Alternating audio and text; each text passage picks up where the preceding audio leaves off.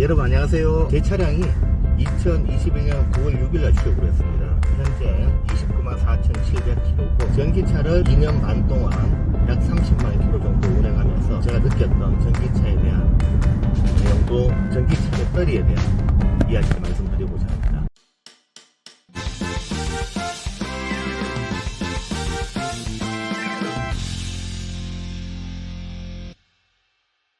그런데 우리 전기차가 장점만 있느냐? 또 그건 아니거든요. 네. 내연기관 같은 경우에는 엔진 소음이 있기 때문에 특히 주행하면서 밖에서 들려오는 풍절음이나 이런 부분에 대한 것이 많이 감세가 되는 없었다라면 거죠. 네. 너무나도 조용하고 무서운 무진동이다 보니까 외부에 놓으면 충격이나 소음 이런 것들, 특히 비 오는 날 천장 빗소리들이 그대로 전달될 수밖에 없는데 그런 단점들 정리 좀 해주실까요? 그렇죠. 일단 전기차는 배터리 무게 때문에 보통 300~400kg 더 무거워요. 그래서 서스펜션이 약간 하드한 세팅이 됩니다. 그래서 우리가 노면이 좋은 상태에서는 승차하면 좋겠죠, 당연히. 근데 노면이 조금 불규칙한 데 가게 되면은 소나타하고 비교했을 때, 같은 세단급하고 비교했을 때는 승차감이 안 좋다는 것들이 네. 실제 있고요. 사실이죠. 네, 사실이에요. 그런데 장점이 뭐냐면은 또 큰 장점이 배터리가 바닥에 있잖아요. 네.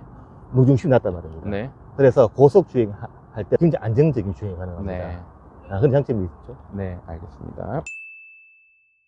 우리 전기차를 선택하시는 분들이 필수 중에 필수가 이제 집밥이다라는 얘기를 많이들 하고 있고, 지난 영상에서도 김병철 기사님하고 같이 찍었던 영상 중에 집밥과 관련된 컨텐츠도 상당히 많은 분들에게 홍보가 되고 있고, 집밥만 쓰는 건 아니고 네. 당연히 급속 충전, 지금처럼 서울에 오가시면서 뭐 휴게소 충전 여러 가지 하실 텐데, 평균적으로 한 달에 전기료 어느 정도 들어갈까요? 집밥인 경우에는 좀 적게 나오면 한 17만원, 네. 조금 많이 나올 때는 한 22~23만원까지 네. 좀 변동이 있고요. 왜냐면은 봄, 여름, 가을 요금이 다르잖아요. 네. 그리고 고속도로 충전을 할 때는 환경부도 있고 또 일렉 링크도 있고, 그리고 또 대형집에도 있습니다. 그런 것들이나 그냥 일반 회원가로 쓰게 되면은 요금 비싸요. 그래서 환경부로만 충전하시는 분들이 많으신데, 일렉 링크라는 앱을 또 따로 회원 가입을 해서 이용하시게 되면 또 저렴하고, 그리고 EV 링크라는 앱도 있거든요. 그것도 쓰게 되면은 또 대형체비 같은 것도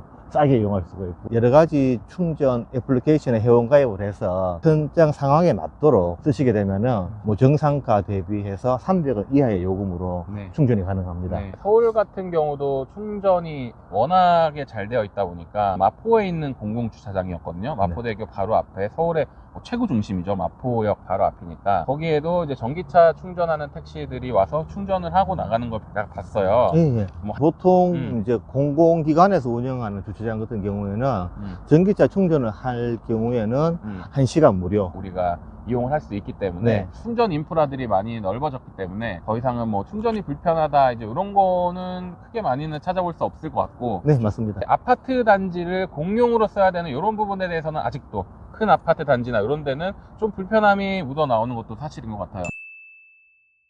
그리고 이제 전기차를 얘기하면서 이제 제 경험을 조금 말씀드리고 싶은 게, 제가 쉬는 날 택시를 많이 타다 보면 카카오콜을 자주 부르게 되는데, 네.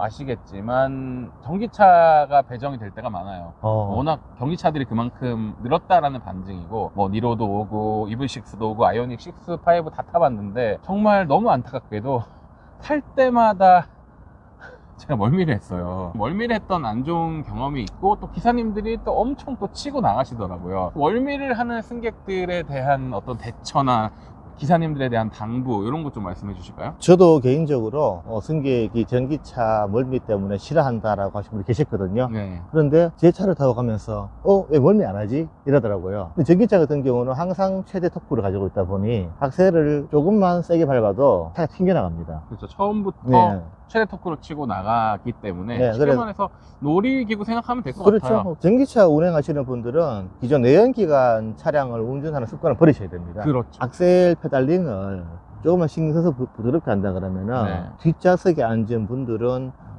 나의 작은 노력들이 큰 효과로 나올 거예요. 지금 예를 들면은 어떤 얘기까지 있냐면, 전기차를 만나면 다시 만나지 않기를 아, 바란다거나 네네. 요렇게까지 되면은 맞아요. 사실은 또 전기차를 타는 입장에서는 좋지 않은 얘기들이 되니까 아무래도 전기차를 타시는 분들은 조금만 더 신경을 써서 운전을 해 주시면 좋겠다. 지금 전기차 상당히 좋아요. 유지비도 그렇고 또 유지보수 하는 데 들어가는 비용들이 많잖아요. 그래서 전기차 경험하는 것도 나쁘지 않다.